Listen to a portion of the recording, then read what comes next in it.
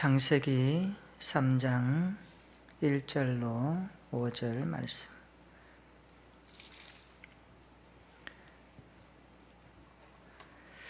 우리 한 목소리로 함께 봉독합니다. 시작. 그런데 뱀은 여호와 하나님이 지으신 들짐승 중에 가장 강교하니라.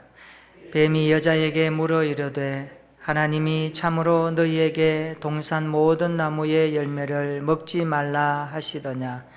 여자가 뱀에게 말하되 동산 나무의 열매를 우리가 먹을 수 있으나 동산 중앙에 있는 나무의 열매는 하나님의 말씀에 너희는 먹지도 말고 만지지도 말라.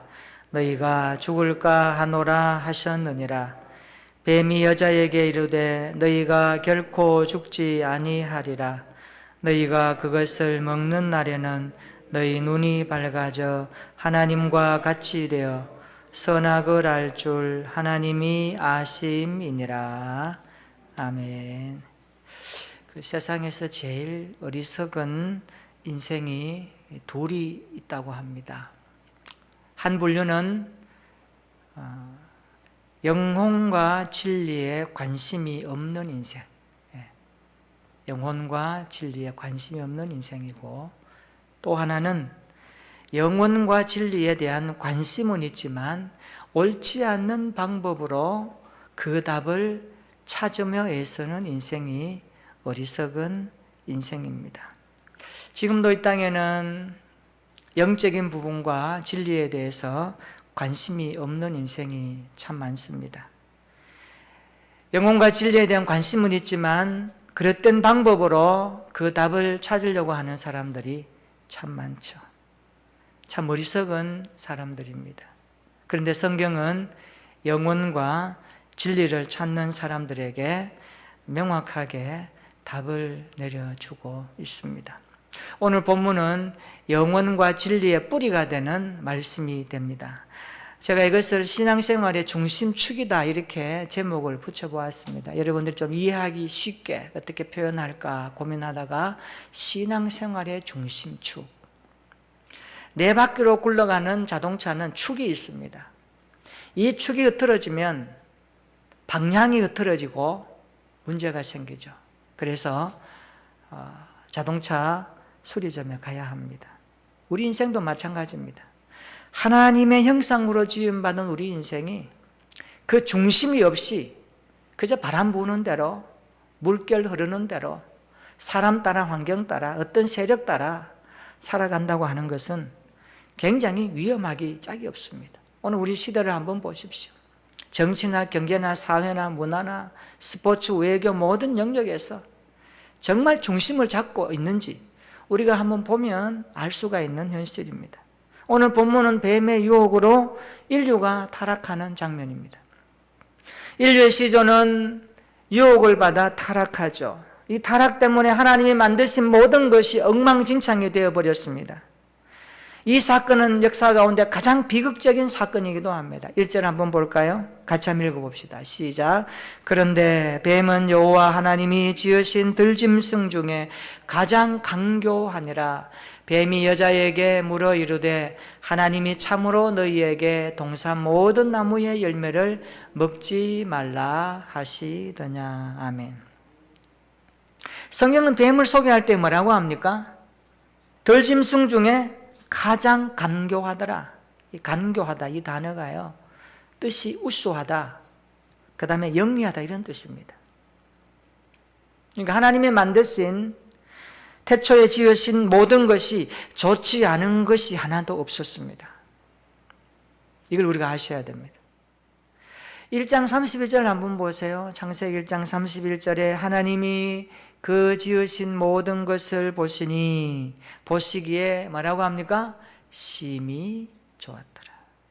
하나님이 보시기에 좋으면 되는 거 아니에요. 그런데 성경이 왜 뱀의 간교함을 지적할까요? 왜 성경은 하나님이 만드신 모든 것이 보시기에 좋은데 3장 1절에 뱀이 여호와 하나님이 지으신 들짐승 중에 가장 간교하다 이렇게 말할까요? 우리가 잘 알듯이 아담과 하와는 간교한 뱀의 유혹으로 타락하죠. 넘어지죠. 이 타락으로 인해서 모든 것이 뒤죽박죽 되어버렸습니다. 하나님께서 창조하신 모든 아름다운 것들이 망가지고 말았습니다. 성경은 이 세상이, 그리고 저와 여러분들이 온통 잘못되게 된 그 원인은 인류의 첫사람 아담과 하와가 동산에서 저지른 타락 때문이라고 분명하게 진단하고 있습니다. 타락의 근원에는 뱀의 간교함이 있었다라고 말씀합니다.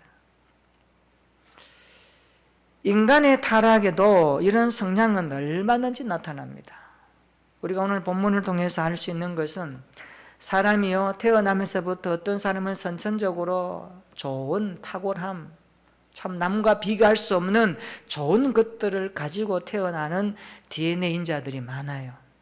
또 살아가면서 그것을 개발하고 선용하고 준비해서 다듬어서 아주 날카롭게 인생에 플러스로 사용하는 인생들이 참 많습니다. 자수성가한 사람들 한번 보세요. 오늘 우리 주변에 선천적인 타고난 우수함이, 그것이 어떤 계기에 화를 자초할 수 있다는 것을 우리 또한 무시하면 안 됩니다.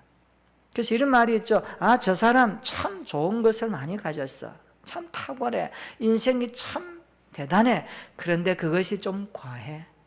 그것이 장점이면서 그것이 그 사람을 올가매는 단점이 될 수 있어 하면서 안타까워하는 삶을 사는 사람들, 우리 주변에 흔히 볼 수 있습니다. 우리에게는 어떤 우수성, 어떤 탁월함, 어떤 좋은 것들, 어떤 강점들, 이것이 하나님의 손에서 다듬어지고 하나님의 손에서 계속하여 이끌림 받지 않으면 굉장히 위험할 수 있다는 것을 우리는 오늘 이 본문에서 짚어보아야 합니다. 그래서 마귀는 그것을 관역으로 삼아서 우리를 언제든지 공격할 수 있다는 사실을 우리는 직시해야 됩니다. 성경은 이런 예들이 참 많이 기록되어 있습니다. 우리 성경 한번 찾아볼까요? 사무엘하 14장 한번 찾아보십시다. 사무엘하 14장 25절로 26절 한번 찾아보십시다. 사무엘하 14장 25절로 우리 26절. 다윗의 아들 압살롬에 대해서 기록하는 내용인데요. 25절, 26절 우리 한번 같이 읽어봅시다. 시작. 온 이스라엘 가운데에서 압살롬같이 아름다움으로 크게 칭찬받는 자가 없었으니 그는 발바닥부터 정수리까지 흠이 없음이라. 그의 머리털이 무거움으로 연말마다 깎았으며 그의 머리털을 깎을 때에 그것을 달아본즉 그의 머리털이 왕의 저울로 200세겔이었더라. 아멘. 200세겔은 한 3kg 정도 무게를 말합니다. 머리가 굉장히, 그러니까 이 성경은 이 압살롬에 대해서 굉장히 아름답다, 크게 칭찬받는 자가 없을 정도로 이스라엘 가운데서, 이 정도 되면 뭘 말할까요? 사람의 눈에 두드러지는 거예요. 그의 우수성과 탁월성이 눈에 드러나는 거예요.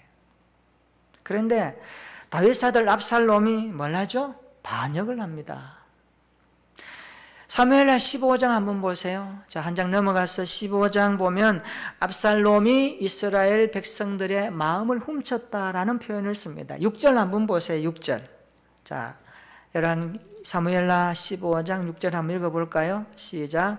이스라엘 무리 중에 왕께 재판을 청하러 오는 자들마다 압살롬의 행함이 이와 같아서 이스라엘 사람의 마음을 압살롬이 훔치니라 말합니다. 성경은 압살롬이 두 가지를 준비하면서 반역을 꾀하거든요. 사무엘하 15장 1절에 보면 그가 군사력을 확보합니다. 군사력 확보하죠. 사무엘하 15장 1절 한번 보세요. 그 후에 압살롬이 자기를 위하여 병거와 말들을 준비하고 호위병 50명을 그 앞에 세우니라. 위용이 있는 거죠. 그리고 6절에 오늘 읽었던 것처럼 민심을 확보합니다. 군사력을 확보하고 민심을 확보하면 이제 움직여도 문제 없는 거예요. 그렇죠? 세계 정치 한번 보세요. 군사력이 있고 모든 백성들이 밀어주면 그 사람은 힘이 있는 거예요. 근데 군사력이 있어도 국민과 백성이 저항하고 하면요, 이것도 굉장한 부담이 있거든요. 그래서 뭐예요? 군사력으로 쿠데타하는 거예요. 역사는 그런 경우에. 압살롬은 군사력을 확보해서 스스로 재판관으로 자처하죠. 사무엘하 15장 4절에 그렇게 나오죠. 재판관으로 자처하면서 왕에게 재판을 받으러 오는 사람들, 송사죠. 억울한 일 가지고 나오는 사람들에게 내 송사를 들을 만한 사람을 왕이 세우지 아니했다, 내가 세움받았다, 이렇게 말하는 거예요. 그렇게 해서 백성들의 마음을 자기한테로 이렇게 쏙 이렇게 가지고 오는 거예요. 압살롬은 교묘한 수단과 방법으로 백성들의 마음을 훔쳤다라고 말합니다. 사무엘하 15장 12절 끝에 한번 보세요. 뭐라고 합니까? 반역하는 일이 커졌다. 뭡니까? 점점 세력이 확장되는 거죠. 그러니까 압살롬을 따르는 무리가 많았다는 거예요. 지금 다윗이 왕입니다. 아버지가 왕입니다. 왕을 두고 아들이 반역을 꾀하는데 따르는 무리가 많았다. 이것은 나라가 어때요? 위태위태한 거예요. 나라가 굉장히 어렵다는 겁니다. 그래서 압살롬에게로 돌아오는 백성이 많아지니라. 사무엘하 15장 12절에 말씀합니다. 이때 다윗이 압살롬의 반역 때문에 얼마나 고통당했는지 모릅니다.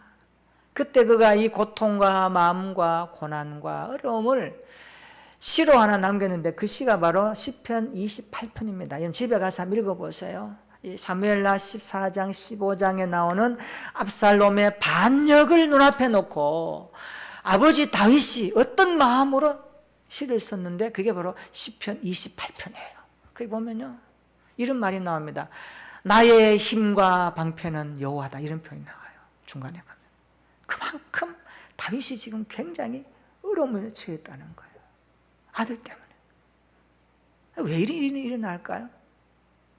오늘 우리가 본문과 연결해서 보면 압살롬은 그의 아름다움과 탁월함과 우수함이요, 정말 왕을 위한 충신, 왕을 위한 부분으로 연결되지 아니하고 어떻게 해요?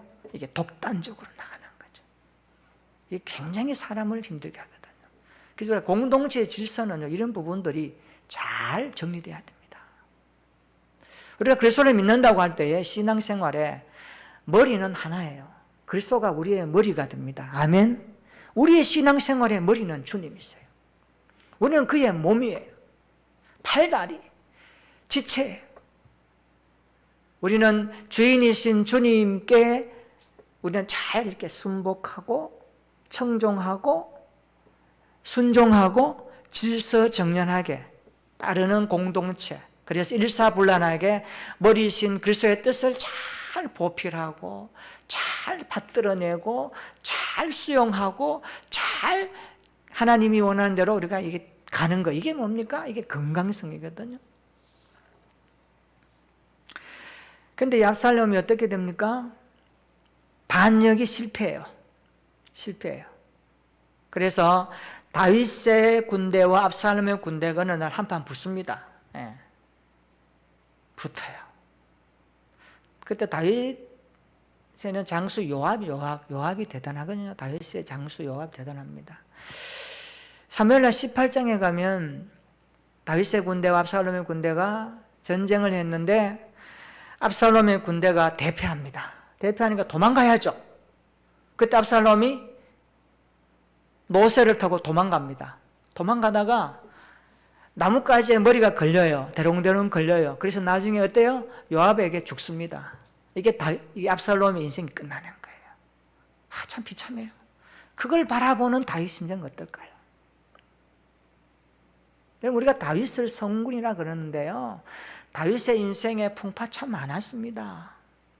다윗이 성군되고 이스라엘 백성의 지도자로 하나님께서 다윗을 세우셔서 내 마음에 맞다라고 사도행전에 말씀하시는 그 결과만 보면 안 돼요.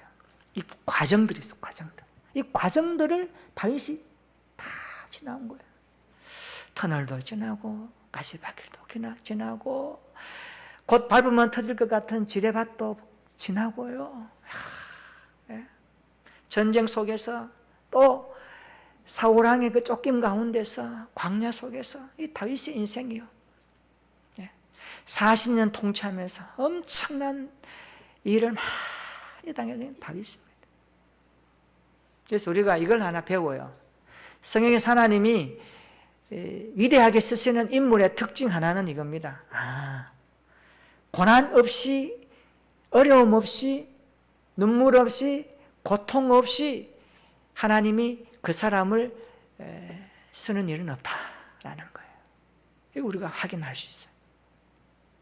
오늘 압살롬은 그런 사람이었어요. 우리가 하나 확인해야 되는 건요, 우리가 왕이신 하나님께로 향하는 마음이나 태도나 방향들을 어떤 자신의 우수함이나 하나님이 주신 그것을 가지고 그 사람이 여호와를 향해서 갈 수 있는 부분들을 이렇게 방향을 이렇게 바꾼다거나 돌리게 하는 것은 엄청난 죄입니다. 이걸 아셔야 돼요.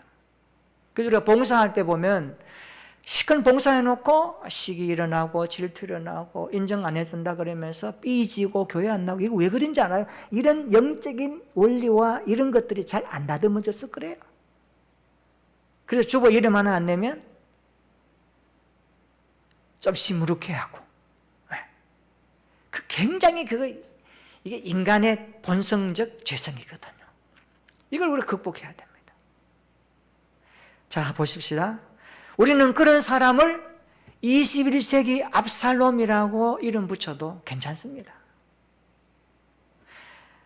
사람의 눈을 가리고 마음을 빼앗는 모습, 왕께로 가야 될 백성의 마음을 압살롬의 중간에서 뺏은 거예요. 사탄은요, 사람에게 있는 어떤 우월성, 강점, 잘하는 거, 이것을 이용하여서 마음을 빼앗는 데 고수입니다. 그래서 우리가요, 나의 단점과 나의 장점을 빨리 간파해야 됩니다. 우리 그리스도인들은. 내가 약한 게 뭐지? 내가 강한 게 뭐지? 내가 잘하는 게 뭐고 부족한 게 뭐지? 내가 이 앞에 서면은 가슴이 답답하고 이 문제 때문에 아직도 씨름하고 고민하는 문제 영역이 있을 거예요. 또 어떤 부분은 그 부분은 환하게 보아요. 야, 이런 것은 하나님이 이렇게 나에게 주신 탁월성, 우수함, 귀한 거 많아요. 이 두 가지를요, 여러분들이 하나님 앞에 매일매일 놓고 이게 들여다봐야 됩니다. 그래야 우리 그리스도인들이요, 믿음 생활 건강하게 할 수 있습니다. 치우치면 안 돼요. 한번 볼까요? 자, 하나님이, 뱀이 말합니다. 여자에게, 하나님이 정말로 너희에게 동산 모든 나무의 열매를 먹지 말라 하더냐, 이렇게 이야기하죠. 그렇게 말하죠. 하나님께서 정말로 동산에 있는 모든 나무의 열매를 먹지 말라 했습니까? 아니잖아요. 자, 2장 16절 한번 볼까요? 자, 창세기 2장 16절에 뭐라고 합니까? 자, 한번 찾아보십시다. 창세기 2장 16절 같이 읽어볼까요? 시작. 여호와 하나님이 그 사람에게 명하여 이르시되 동산 각종 나무의 열매는 내가 임의로 먹되, 임의로 먹는다면 먹고 싶을 때 먹으라는 거예요. 먹고 싶을 때 언제든지, 배가 고프면 먹고 더 먹어도 좋아, 괜찮아, 하나님 다 허용하셨어요. 그런데 17절 한번 볼까요? 읽어봅시다. 17절, 2장 17절 시작. 선악을 알게 하는 나무의 열매는 먹지 말라. 내가 먹는 날에는 반드시 죽으리라 하시니라. 아멘. 하나님께서 너희 다 먹어라. 그러나 이것 하나는 먹지 말라. 이렇게 말씀하신 거예요. 제가 질문해 봅니다. 하나님께서 먹으라 한 것이 많습니까? 아니면 먹지 말라 한 것이 많습니까? 먹으라 한 것이 많죠. 그럼 이제 두 가지 반응이에요. 먹으라 하는 것에 집중해서 그걸 누릴 것이냐, 아니면 먹지 말라 한 것에 가서 이거 따먹어 볼까, 호기심 가지고 접근하는 게 두 분류 나와요. 꼭 나와요. 사람 꼭 그래. 가지 말라고 딱 붙여놓으면 꼭 가고 싶단 말이에요. 이게 인간의 이게 심보예요. 이게 아담과 그런 거예요. 먹지 말라 한 것은 하나밖에 없는데 먹으라고 한 것을 가지고 우리가 누리지 못해요. 자, 여기 보세요. 여자에게 유혹하는 뱀이 보세요. 먹지 말라 한 것은 하나밖에 없는데 사탄이 인간을 어떻게 유혹하는가 하면 있는 것을 감사하게 하는 것이 아니라 없는 것 하나 때문에 뭐하게 해요? 불평하게 하는 거예요. 불평하게.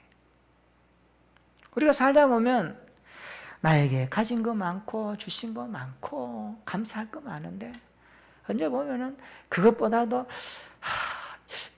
더 채우려고 더 욕심부리고 가진 것보다 없는 것을 더 추구하면서 우리가 하나님 앞에 때로는 떼쓰기도 하고 기도하기도 하고 복 달라고 할 때 얼마나 많은지 몰라요. 우리 인생이 참 그렇게 연약해요. 동산 모든 나무의 열매를 먹지 말라 하시더냐. 뱀은 먹을 수 없는 것에 눈 돌리게 해요. 동산 각종 나무의 열매는 다 먹을 수 있는 것을 감사하지 않게 하고 없는 것에 불평하고 없는 것에 집착할 수 있도록 우리의 마음을 돌리는 거예요. 우리가 이것을 오늘 포기하면요, 이것을 우리가 말씀으로 잘 정리하지 않으면 스스로 하나님이 아담으로서 이 땅에 우리들에게 보내주신 그 후손의 자리를 스스로 우리가 이탈하는 거예요. 우리는 흙에서 온 아담의 자리를 지켜야 됩니다. 그래야 이게 되거든요. 여러분 2절 한번 보세요. 여자가 대답하죠. 뭐라고 합니까? 우리가 먹을 수 있으나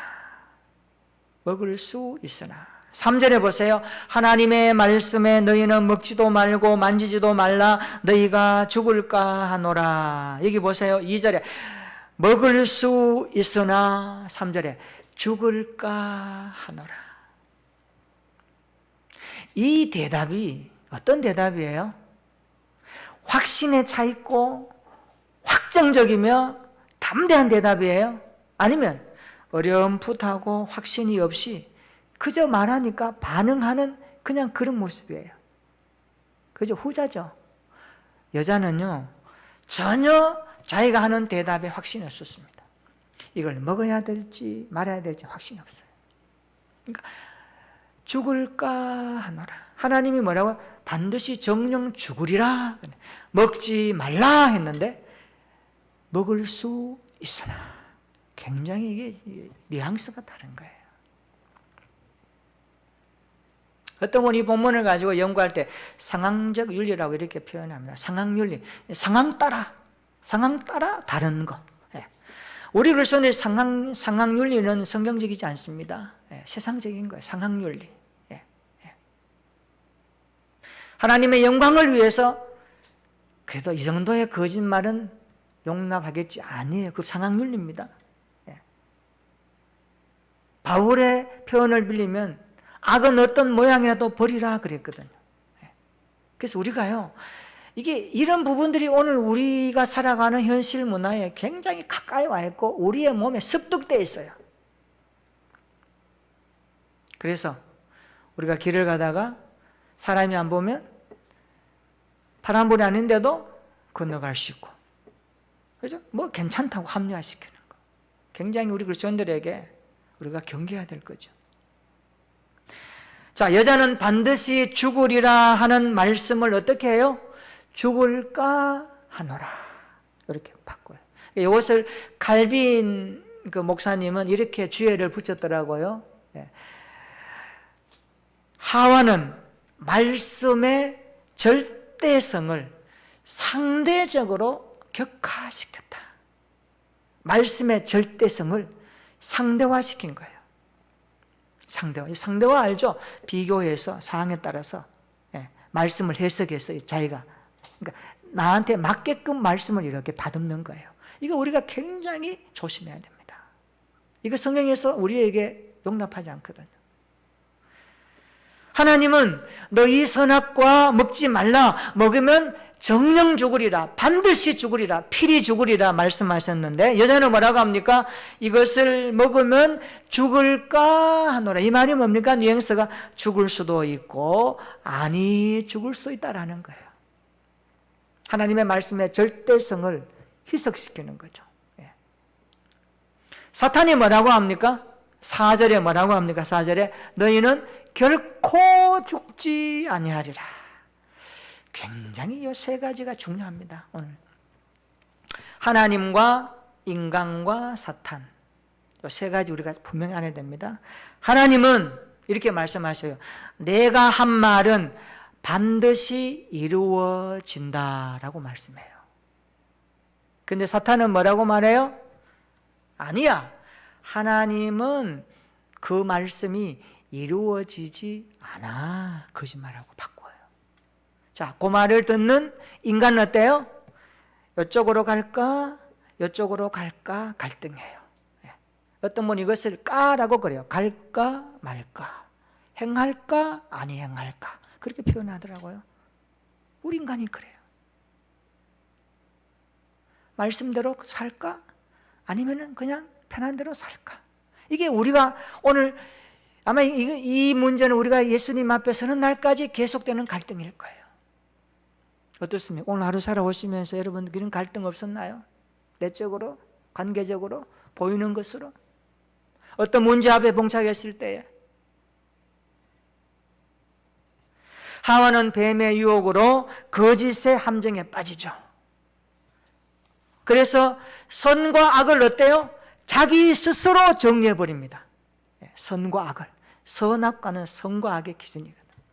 그것을 자기 스스로 정리해버리고 하나님의 도우심으로 말미암아 선은 취하고 악은 피하는 이런 삶을 살아야 함에도 불구하고 선과 악을 스스로 정리해버리는 그러한 모형이 되었습니다. 이것을 죄라고 말합니다. 죄. 그래서 우리가 말씀 앞에서 선과 악을 구분하지 아니하고 자기 스스로가 선과 악을 구분해서 정리해버리고 넘어가는 경우 꽤 많거든요. 그래서 C.S. 루이스는 이런 유명한 말을 했습니다. 하나님은 우리가 기쁠 때는 속삭이신다. 우리의 양심에 말씀하신다. 그리고 고통 중에는 더 크게 외치신다. 고통은 귀먹은 세상에서 외치시는 하나님의 메가폰이다. 하나님의 확성기다. 그렇게 말씀합니다. 조나단 에드워즈는 이런 말을 합니다. 그리스도인이 사탄의 손아귀에서 가장 멀리 벗어나는 방법은 유일하게 하나뿐이다. 그것은 겸손이다. 겸손이 뭘까요? 피조물의 자리를 지키는 게 겸손이에요. 피조물의 자리를 지키는 것. 우리가 이 세상을 살아가는데 다 가질 수 있나요? 없죠. 세계적인 부자 누굽니까? 누구예요? 빌 게이츠, 마이크로소프트사 회장 빌 게이츠. 그분의 자산이 얼마 정도 되겠죠? 아셔요? 한 100조 정도 돼요. 100조. 어떤 분이 재밌는 연구를 했더라고요. 이 사람이 100조 되는 돈을 어떻게 얼마만큼의 그 분량인지에 대해서 잘 모르니까 이렇게 환산이 있는 걸 제가 잠깐 보니까 우리나라 5천만 명 국민들 한 사람에게 신라면 계산해서 520원짜리 신라면을 3,267개씩을 나누어 줄 수 있는 돈이래요. 우리에게 신라면 3,267개를 나눠주면 100조가 된대. 100조가. 5천만 명한테 어마어마하죠. 빌 게이츠에게 모든 것을 다 가질 수 있나요? 없죠. 근데 사탄은 뭐라고 합니까? 다 가질 수 있다 이렇게 말합니다. 하나님 같이 될 수 있다라고 말하죠. 5절 한번 보세요. 5절 한번 읽어보십시다. 5절 시작. 너희가 그것을 먹는 날에는 너희 눈이 밝아져 하나님과 같이 되어 선악을 알 줄 하나님이 아심이니라. 아멘. 피조물인 인간은 하나님처럼 될 수 없습니다. 인간은 하나님처럼 다 가질 수 없습니다. 우리에게 하나님은 결례라고 하는 것을 남겨두셨어요. 왜 그럴까요? 이것 때문에 하나님을 만나는 매개가 되라고. 그래서 우리는 늘 부족함을 느끼게 됩니다. 하나님 없이는 하루하루도 충만한 인생이 안 된다는 것을 우리는 자각하고 믿고 살아야 됩니다. 그러므로 우리가 유혹을 이기고 시험을 이기려면 유의해야 될 것이 많이 있습니다. 그 중에 정말 중요한 거, 오늘 설교 제목처럼 신앙생활에 중심축이 있어야 되는데 그 중심축이 뭘까요? 따라서 합시다. 신앙생활에 중심축은 말씀이 되어야 합니다. 말씀. 우리의 신앙생활의 중심축은 말씀이 되어야 됩니다. 아멘. 말씀이 신앙생활의 중심축이 되기 위해서는 첫째는요, 말씀에 대한 확신을 가져야 됩니다. 말씀에 대한 확신. 하나님이 우리에게 하시는 말씀, 전능하신 말씀이다. 전능한 말씀이다. 확신을 가져야 돼요. 하나님이 말씀하시면 이루어진다. 그것을 확신하는 것이 중요합니다. 여자가 왜 정확한 대답을 못했을까요? 뱀이 유혹할 때에 정말 먹지 말라 하더냐? 괜찮다. 먹을 수 있다. 먹으면 하나님 같이 된다. 그래서 먹지 말라 한다 말할 때 뭐라고 말해야 될까요? 아니야. 하나님이 먹으면 죽는다 그래서. 거기에 다른 어떤 것도 붙일 수 없어. 그래서 먹으면 안 돼. 그 확신, 그 믿음, 그것이 그에게 자리 잡지 못했던 거죠. 그리스도인은요, 하나님의 말씀에 대한 확신을 가지고 살아야 합니다. 신앙생활 하다 보면 과거에 어렴풋하게 나에게 들려졌던 그 말씀이 이해도 안 되고 때로는 이 말씀에 대한 의미가 전혀 다가오지 않았던 것이 어떤 문제나 어떤 기도 제목이나 시간 속에 신앙생활 하면서 그 말씀이 새록새록 내 귀에 청명하게 들리고 해석되어지고 이해되어지면서 그 말씀이 확신 있게 내 마음속에 들어와서 내 속에 레마가 되어져서 내 가슴에 새겨져 있는 그 말씀. 그래서 누가 건들면 그 말씀이 나오고 그 말씀 때문에 힘을 얻고 그 말씀으로 인해서 사는 재미와 보람과 의미를 느끼는 우리의 신앙생활 많이 있지 않습니까? 말씀에 대한 확신이 우리 신앙생활의 중심축을 이루어야 될 줄로 믿습니다. 두 번째는요, 말씀이 신앙생활의 중심축이 되려면요, 하나님의 그 말씀이, 확신한 말씀이요, 내 인격을 지배해야 됩니다. 내 마음을 지배해야 됩니다. 말씀이 육신이 되어 우리 가운데 거하시는 예수 그리스도를 경험하라는 거예요. 빗나간 말씀으로는 유혹을 이길 수가 없습니다. 내 마음에 꽂힌 말씀만이 내 말씀이 되고 힘이 되는 거예요. 그래서 내 마음판에 주의 말씀은 내 발의 등이요 내 길의 빛이니다. 그래서 여러분들이 하나님 앞에 믿음 생활하고 살아갈 때에 적어도 내가 붙들고 있는 나의 말씀, 적어도 한 절 이상씩은 있어야 됩니다. 그 말씀, 그 힘들 때 그 말씀으로 또 일어나고 어려울 때 그 말씀으로 이루었고 또 내가 좌절해 있고 실망해 있을 때에 그 말씀 되뇌이고 암송하고 기도할 때에 내 신앙의 분출구가 되고 여호와를 만나는 계기가 되고 힘이 되는 말씀. 왜 그럴까요? 내 마음이 그 말씀에 종속되었기 때문에. 하나님의 말씀을 확신한다는 것은 내 인격과 내 삶에 이 말씀이 자리 잡고 있다는 의미죠. 그래서 우리 모두가 성경을 읽든지 말씀을 암송하든지 묵상을 하든지 성경을 연구하든지 간에 무엇을 하든지 하나님의 말씀이 나의 인격을 컨트롤할 수 있도록 해야 됩니다. 그렇게 되기를 축원합니다. 나의 인격이 하나님의 말씀으로 움직이도록, 그 말씀이 내 인격과 내 삶을 다듬어가는 능력이 되도록, 그래서 우리 모두가 말씀으로 만져지고 말씀으로 체크되고 말씀으로 다스림받는 그런 삶이 되어지기를 축복합니다. 세 번째, 말씀이 신앙생활의 중심축이 되기 위해서는요, 이 말씀이 우리의 생활에 살아있어야 됩니다. 살아있는 말씀, 살아있는 말씀이 되어야 됩니다.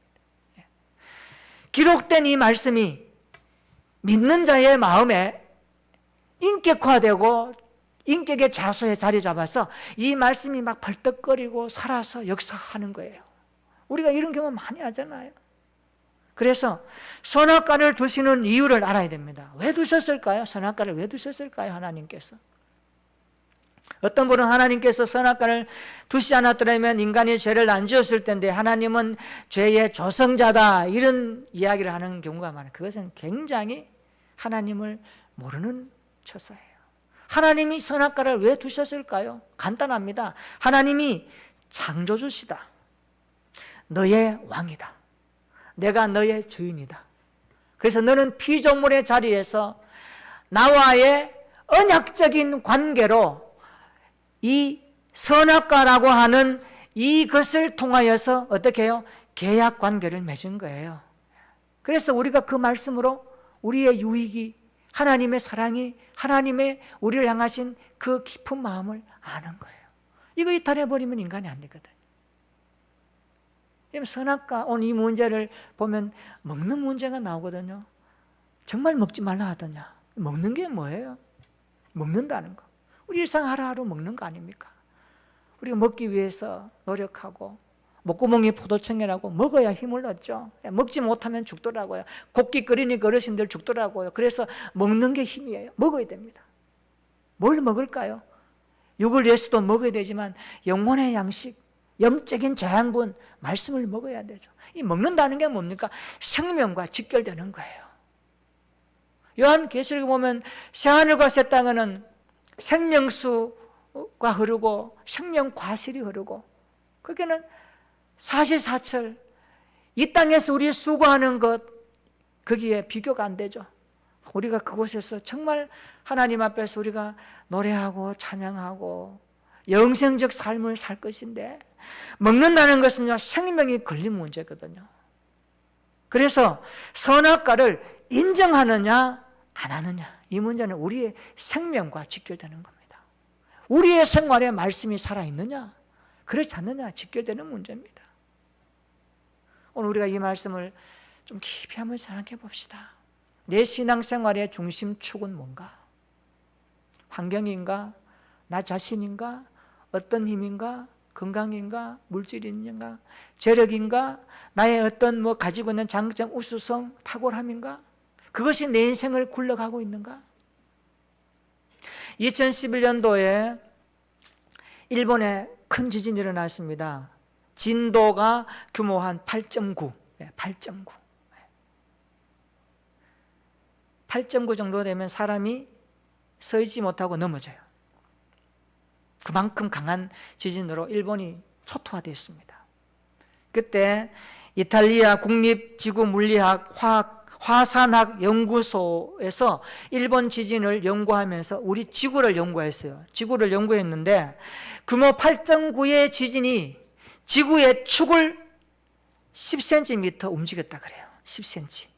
10cm가 움직인 거예요.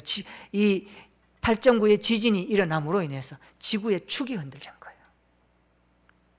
그래서 무섭습니다. 우리 인생의 중심의 축이 흔들리면 될까요? 안 되죠. 오늘 우리 인생의 중심축을 흔들려 가는 세상에 여러 가지 환경과 문화와 사상과 조류와 얼마나 많은지 모릅니다. 21세기 우리 그리스도인들이 그래서 분별해야 됩니다. 신앙생활의 축이 흔들리면 위험합니다. 우리 신앙생활의 중심축은 다른 것이 되면 안 됩니다. 말씀이 되기를 축원합니다. 회전하는 그림자도 없으신 하나님의 말씀이 여러분의 인생의 중심축이 되기를 축복합니다. 이 말씀이 신앙생활의 중심축으로 자리 잡을 때 우리 인생은 견고하게 되는 겁니다. 이 말씀은 살아있는 말씀입니다. 예수 그리스도는 이 땅에 오신 말씀입니다. 그분은 우리 인생의 중심입니다. 우리 인생의 축을 이룹니다. 그분을 통해서 우리 인생의 BC와 AD가 결정납니다. 삶과 죽음이 결정나고 심판과 영생이 결정납니다. 우리 인생의 중심은 그리스도입니다. 그리스도가 우리 인생의 중심으로 자리 잡을 때 그 어떤 인생도 세상 가운데서 넘어지지 않습니다. 이걸 마음속에 깊이 새기시기를 축원합니다. 그래서 우리 모두가 말씀에 대한 확신을 가지고 그 말씀이 내 인격에 자리 잡도록 살아있는 말씀이 되도록 날마다 그 말씀 붙들고 몸부림치면서 하루하루 이 험악한 시대를 거뜬히 살아내는 하나님의 사람들 되기를 축원합니다. 우리 인생을 굴러가게 하시는 하나님, 말씀으로 우리 인생을 굴러가게 하시는 그 하나님을 날마다 경험하면서 우리의 믿음이 주님 앞에 서는 날까지 날로 견고하고 튼튼하게 자라서 하나님과 사람들에게 정말로 여호와 하나님이 이 땅의 주인이심을 고백하고 선포하면서 살아가는 저와 여러분들의 일상이 되시기를 주님의 이름으로 축원합니다. 아멘. 우리 같이 한번 기도하십시다.